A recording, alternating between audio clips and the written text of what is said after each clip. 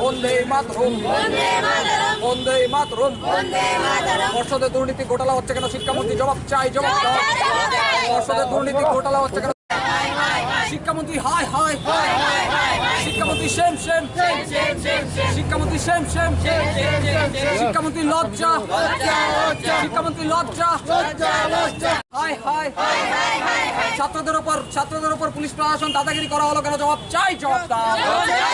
জবাব তোমায় দিতে হবে, জবাব তোমায় দিতে হবে।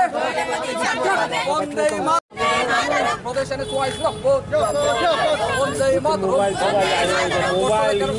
জবাব চাই, জবাব দাও। বন্দে মাতরম, পুলিশ প্রশাসন হাই হাই,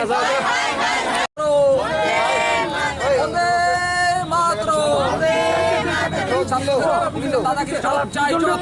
কালকে আমরা যেই মধ্যশিক্ষা পর্ষদের রেজাল্ট দেওয়া হয়েছিল, সেই রেজাল্টে বিশাল ছাত্রছাত্রীদের পরীক্ষাই হয়নি, 80% ছাত্রদের উত্তীর্ণ হয়েছে। যেই জায়গায় আমরা দেখলাম সিবিএসইতে 99%, 37% পাস করা হয়েছে, সেই জায়গায় আমরা এখানে দেখলাম যে 80% ছাত্রদের পাস করা হয়েছে। তাই গতকালকে আপনারা দেখেছেন যে আমি এখানে বলেছি তেলিয়ামুড়ায় আন্দোলন হচ্ছে এবং আজকে সাংবাদিক সম্মেলন করার কথা ছিল। আমরা সাংবাদিক সম্মেলনটা এখানেই করছি।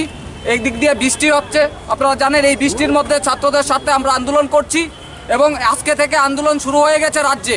প্রত্যেকটা জেলায় জেলায়, আগরতলা থেকে শুরু হয়ে প্রত্যেকটা জেলায় জেলায় এই মধ্যশিক্ষা পর্ষদ যে ঘোটালা করেছে তার সুষ্ঠু তদন্ত করতে হবে এবং আমাদের ডিমান্ড যে আজকে 12-এর রেজাল্ট দেওয়া হবে।